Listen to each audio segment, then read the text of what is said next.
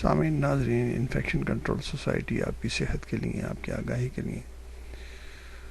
آپ کو طبی معلومات پہنچانے کے لیے مضامین آپ کی سماعت کے لیے پیش کرتی ہے، تاکہ آپ اپنی فیملی کو، اپنے دوستوں کو، اپنے لوگوں کو جو روزمرہ کے مسائل ہیں اور جو طبی مسائل پیش آ رہے ہیں، جس میں وبائی امراض بھی ہیں، موسمی اثرات بھی ہیں، موسم کی سختیاں بھی ہیں، جس طرح کہ آج کل کے زمانے میں سخت گرمی پڑ رہی ہے اور کچھ افراد جو ہے نا ہیٹ اسٹروک، سن اسٹروک کا شکار ہو رہے ہیں اور اس کی وجہ سے کافی اموات ہو رہی ہیں۔ سخت محنت کی وجہ سے حرارت زدگی، جسے ایگزرشنل ہیٹ اسٹروک کہا جاتا ہے، عام طور پر ان نوجوانوں کو متاثر کرتی ہے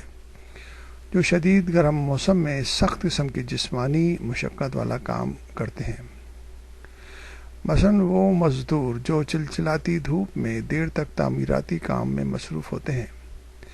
یا وہ نوجوان جو دوپہر کے وقت تیز دھوپ میں جبکہ گرمی اپنی عروج پر ہوتی ہے میدان میں کرکٹ کھیلنے کے لیے باہر نکلے ہوتے ہیں۔ ایگزرشنل ہیٹ اسٹروک کی ابتدا گرمی کی وجہ سے پٹھوں یعنی کہ مسلس میں کھچاؤ سے ہوتی ہے، جس کی وجہ سے متاثرہ شخص تقریباً معذور ہو جاتا ہے۔ یہ صورتحال سخت محنت کرنے والے کام کے دوران یا کام کے اختتام پر ظاہر ہوتی ہے، جس کی وجہ جسم میں الیکٹرولائٹس کی کمی ہوتی ہے، اور یہ کمی اس بنا پر ہوتی ہے کہ جسم سے بہت دیر تک بھاری مقدار میں پسینہ خارج ہوتا رہا ہے۔ اس تکلیف کی علاماتوں میں ٹانگوں، بازوؤں، پیٹ کے پٹھوں میں درد اور کھچاؤ، بہت زیادہ پسینہ بہنا اور بہت زیادہ پیاس لگنا شامل ہے۔ متاثرہ شخص کو ابتدائی میں امداد کے طور پر بہت زیادہ پانی پلانا چاہیے۔ علاوہ ازیں فارمیسی میں دستیاب الیکٹرولائٹس کے مشروبات بھی دیے جانے چاہیے۔ ایگزرشنل ہیٹ اسٹروک کی ابتدا اس وقت ہوتی ہے جب پٹھوں یعنی کہ مسلس میں بہت زیادہ حرکت سے پیدا ہونے والی گرمی کو جسم سے باہر نکالنے سے قاصر ہوتا ہے، یعنی کہ جسم میں وہ گرمی جو مسلس کی مسلسل کام کرنے کی وجہ سے پیدا ہو رہی ہے، جسم اس کو باہر خارج نہیں کر سکتا اور اندرونی اعضاء متاثر ہونے لگتے ہیں۔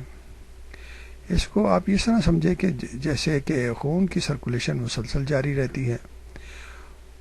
خون کی سرکولیشن کی وجہ سے جو گرم عضلات ہیں، جو گرم مسلس ہیں، وہاں کی گرمی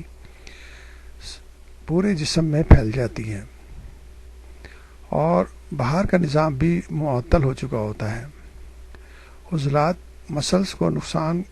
پہنچتا ہے اور اعضاء کام کرنا چھوڑ دیتے ہیں۔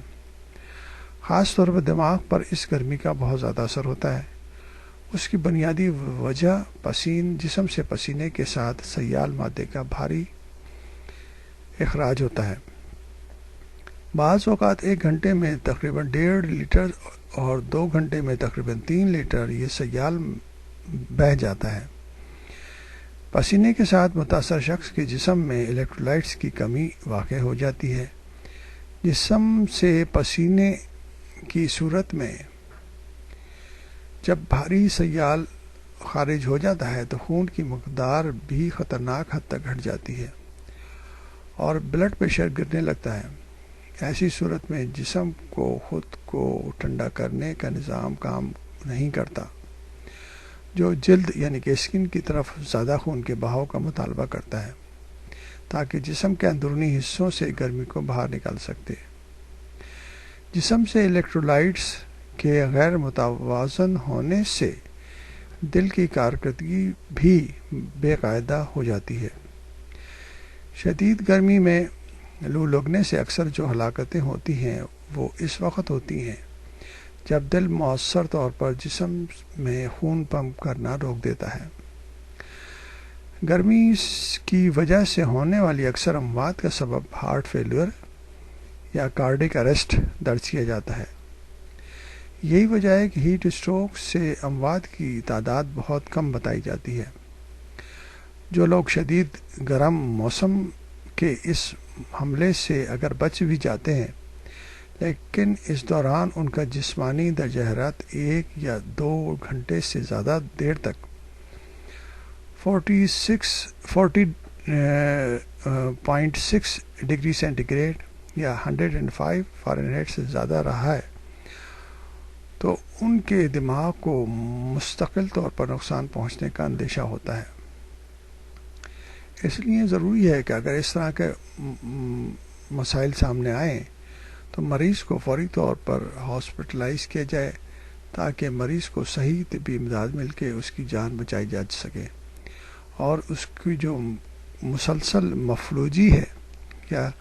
کمپلیکیشن ہے یا سائیڈ ایفیکٹ ہیں اس سے بچا جا سکے۔